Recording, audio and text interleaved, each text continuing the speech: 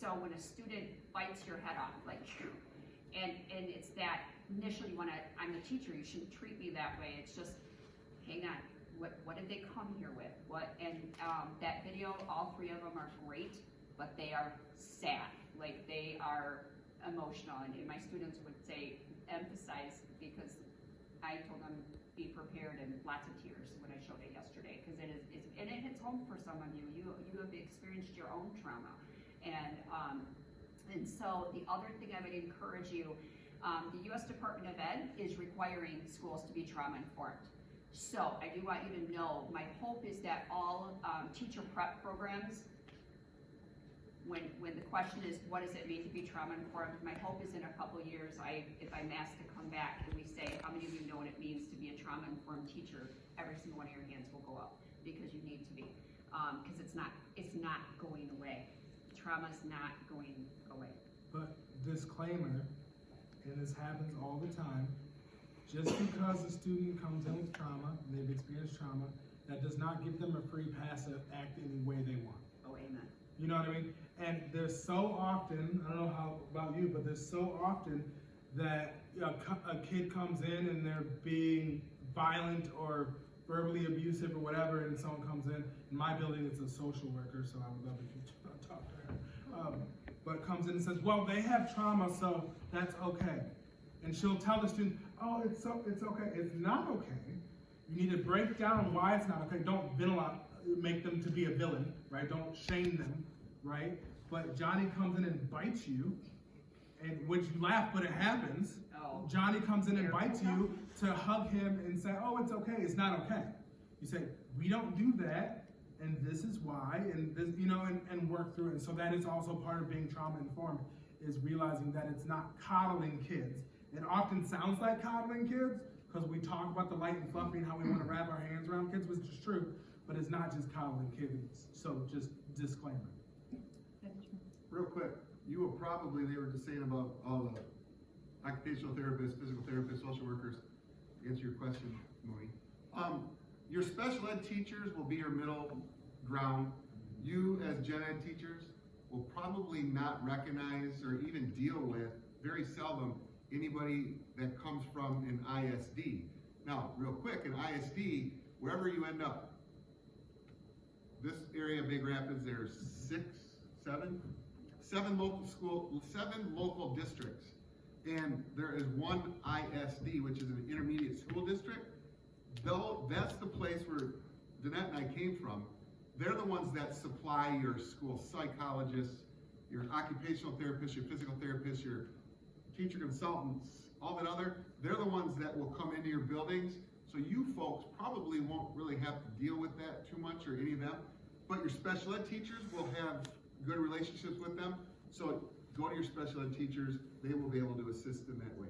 Last couple things I have. If you have red pens, throw them in the trash. Don't use red pens. Not for grading. I use purple, green, blue. I order those felt tips. I get rid of red because I had reds in high school, and every time I saw a red, whether it was good or not, red's like blood looking, and it just gives me the, no matter what. So I get rid of red, because why use it? And then the other thing I do, I don't put -4, I put plus. Yeah. So 6. plus 16 out of 20, Yep. not -4, plus 16. I think that's all I got. I'll be quiet now. We're teaching. I'm excited that you guys took the time to come tonight.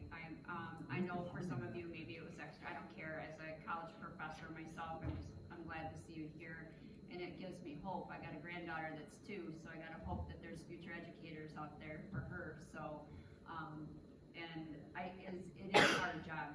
It is, but it's a rewarding one.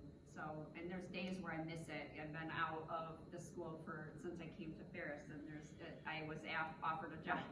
Somebody called and said, we're desperate. Can you come and work a couple days a week? And I don't have time to, but it's not that I wouldn't want to go back, because I do. It's very rewarding. Your friends, real quick too, sorry. Your friends will say, oh, you got summers off. Have them come in your class for a week, and they will shut up. And last summer, I'm kind of high energy and high strung, and I don't know why, but last summer, I don't know if it was COVID, I don't know if it was COVID, but last summer, it took me through the month of June for my body to kind of chill. Just from the constant parents, arguments, no-shows. It's a lot. And so it is rewarding and it's fun. So stick with it. You'll enjoy it. But have that passion, have that purpose. So I want to close with one last thought. I have a daughter, she probably smacked me off my chair for sharing this with you, but who is an exceptional learner on the other end of the spectrum. Who's very bright. She graduated from Yale, did a stint at Harvard as well. Her mental health was terrible. Bright people tend to have high anxiety, high stress. If it were not for two of her high school teachers, I don't know where we would be. They saved her. And I owe them. So it's all kids. And so when you wonder if it's worth it, on behalf of me as a mom, it's worth it. Yeah, you're going to be the most stable person in their life, possibly. Yeah. So when it comes to Christmas break, here's another tidbit of information I learned the hard way. Don't talk about the things you got for Christmas break. Don't talk about the areas or places you traveled. Because these other kids, they're acting up because they know what's coming. And that could be getting beat or anything like that. So, but keep going. You'll love it. But I will say, to add on that, do feel free to be open and vulnerable with your kids, because that makes, like you were urged, so thank you for that, but you know, be open and vulnerable with your kids, because that is what helps build your rapport. That's what helps them relate to you. You know, I am in a unique position that I am a special ed teacher, but I was also a special ed student, and I have no problem saying that, and I tell that to my students. You know, first thing in the morning, I got Johnny coming in. I was like, "Yo, Johnny, did you take your meds today?" He's like, "I don't know, Barney, did you?" And I was like, "Nope." And then we figured it out together. You know, or I have kids who I left work today, and the kid walked up to me and he was like, "Hey, Mr. Barnes, you getting married this summer, right?" I'm like, "Yeah." "June?" "Yeah." "To Miss Elzinga?" And my fiance is also a teacher in the district. She teaches 4th grade. So a lot of the kids I have, she's already had, so kids get a kick out of that. And so he's sitting there, he's like, "Well, my mom's getting married." And so we talked about his mom getting married and having a stepdad, and how, you know, just because he knew a little bit about my life and what I, you know, and obviously I don't share everything with them. You know, I don't come in on Monday and like, "Man, Saturday was crazy," right? But well, it was. Yeah. But you know, when I talk to them, I don't have school again for another week because we are on spring break. But next time I talk to them, I'm like, "Hey, I went up to Ferris and I did this thing. And it was nerve-wracking and I stuttered a little bit, but it was fine." And so feel free to be open and vulnerable and turn it into kind of a challenge. I struggle with, I have ADHD and dyslexia, right? So spelling for me is very difficult. I hate spelling. I hate writing in front of people. And I hate reading things without having read it before, you know, pre-reading. Obviously, I have no problem talking in front of people, but all of those things. So being a teacher kind of is weird because I have to do all of those things that I don't really like to do. But I have no problem being up on the whiteboard. And if I misspell something and a kid catches me on it, here you go, you get a piece of candy and we get to fix it and it's all good. Like, don't feel bad for calling me out on it because we're in this learning journey together. You know, just because I'm a teacher, I'm a grown adult with a degree or multiple degrees or however many years in the field, we're still in this learning journey together. So let's just do it together. And there's no, like I said, there's no shame in what you don't know. Just admit that you don't know it. And even me as a teacher, I say, "Oh, I definitely spelled onomatopoeia wrong, but I can tell you what it means." You know, so if you can do that, and one, that helps relieve some of the stress and some of the pressure. You don't have to be perfect all the time. And two, it'll help you build that rapport and build that relationship with your kids.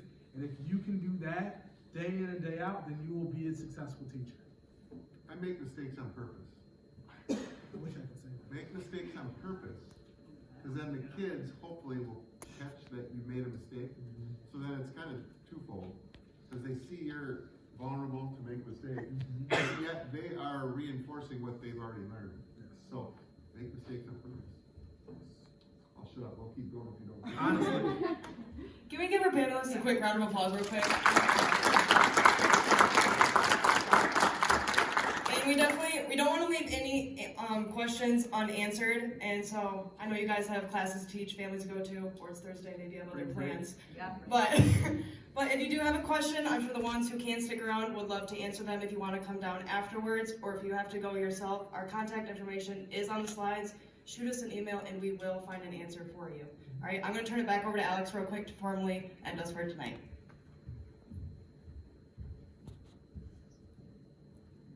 Thank you all for coming as well. We love how interested you were in our topic tonight. As Becca said, if you have any questions, we'll do our best to find an answer, or if any of our panelists are able to stay, they might be able to answer your question as well still. And then Ferris AEM has bi-weekly meetings in Flight 133 at 6 p.m. Our next one is this next Thursday on March 30th. We are open to all education majors.